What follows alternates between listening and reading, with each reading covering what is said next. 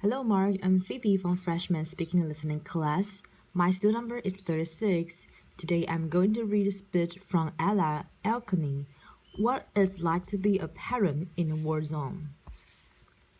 Worldwide, over 1.5 billion people experience armed conflict.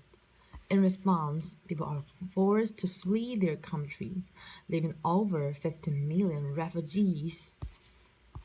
Children, without a doubt, are the most innocent and vulnerable victims, but not just from the obvious physical dangers, but from the often unspoken effects the wars have on their families.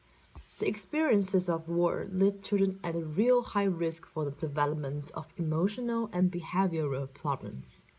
Children, as we can only imagine, will feel worried, threatened, and at risk. But there's good news. The quality of care that children receive in their families can have a more significant effect on their well-being than from the actual experiences of war that they have been exposed to.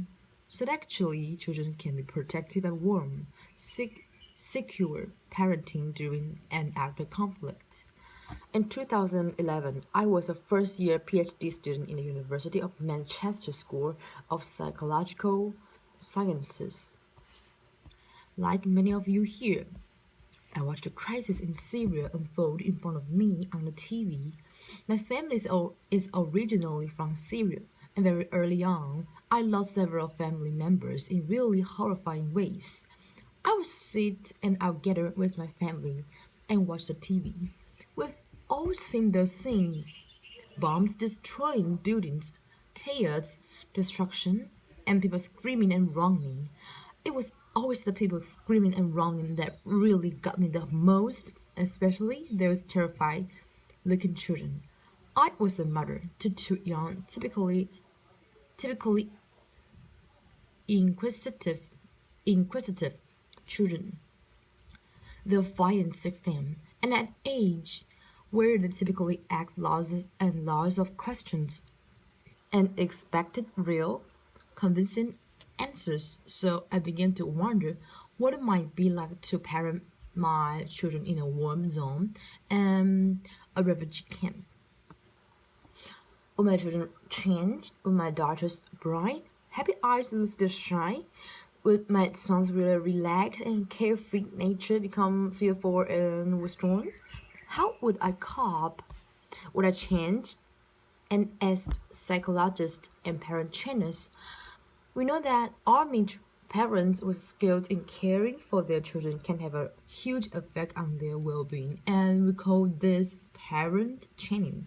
The question I had was, could parent training programs be useful for family while they were still in war zones or refugee camps? Could we reach them with advice or training them would help them through their struggles? So I approached my PhD supervisor, Professor Rick Cullen, with the idea of using my academic skills to make some change in the real world. I wasn't quite sure what I wanted to do. She listened carefully and patiently, and then, to my joy, she said, "If that's what you want to do, and it means so much to you, then let's do it. Let's find ways to see if parent programs can be useful for families in this context."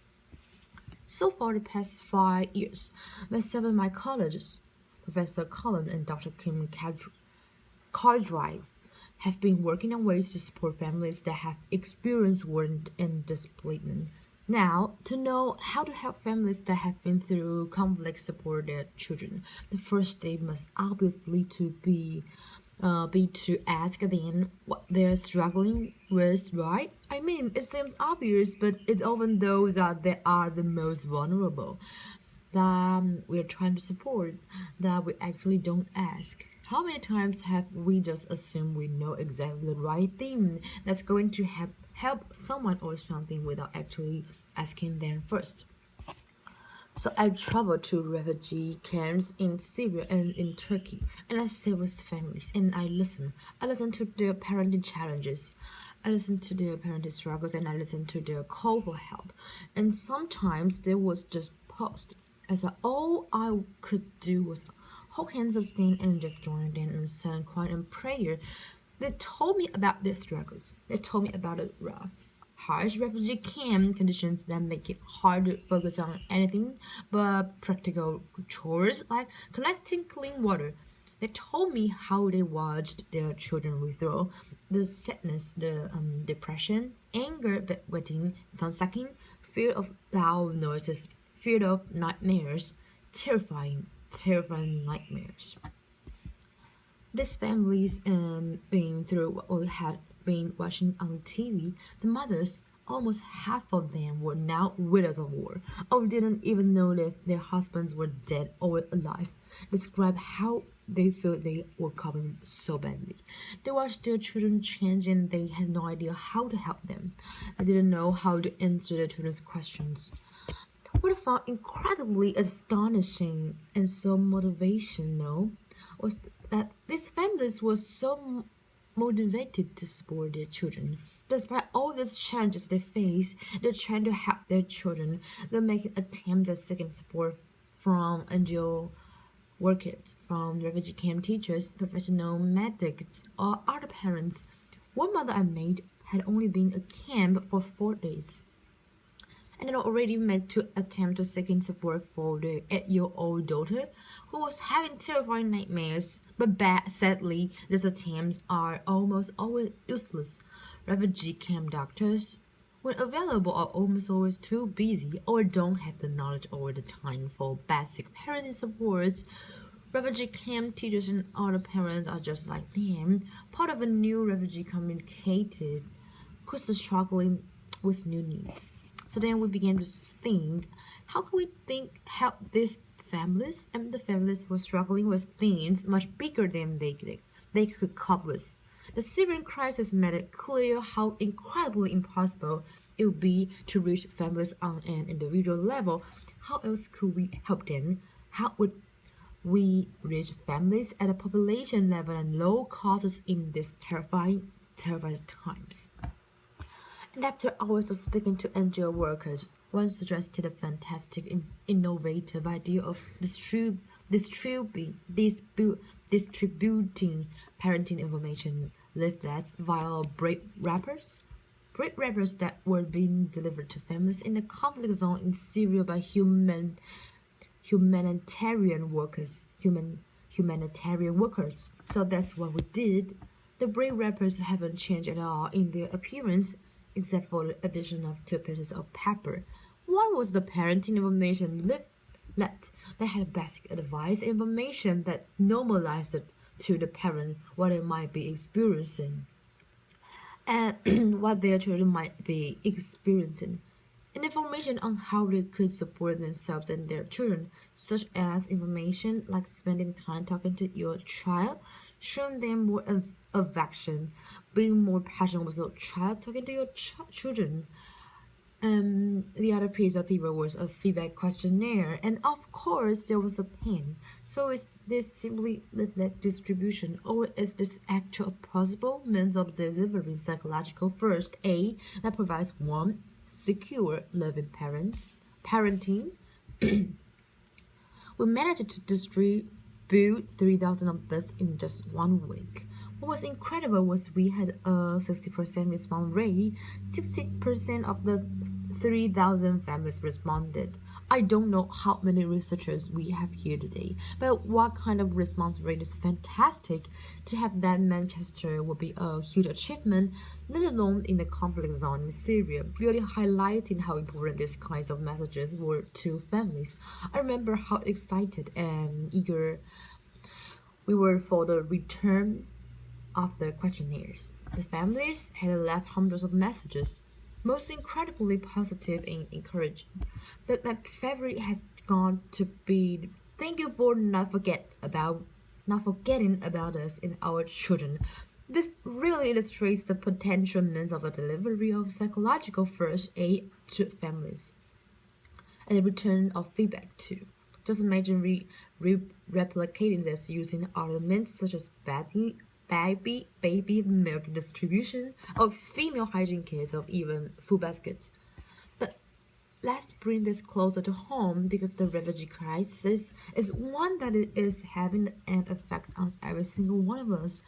We are bombarded with images, statistics, and of photos, and that's not surprising because by last month, over 1 million refugees has reached Europe.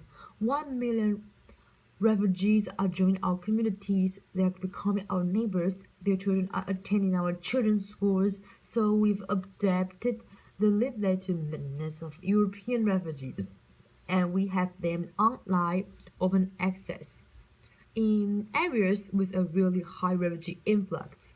For example, the Swedish Health Care uploaded onto their website, and within the first 45 minutes, it was downloaded 343 times, really highlighting how important it is for volunteers, practitioners, and other parents to have open access psychological first aid messages. In 2013, I was sitting on the cold, hard floor of a refugee camp 10 with mothers sitting around me as I was conducting a focus group.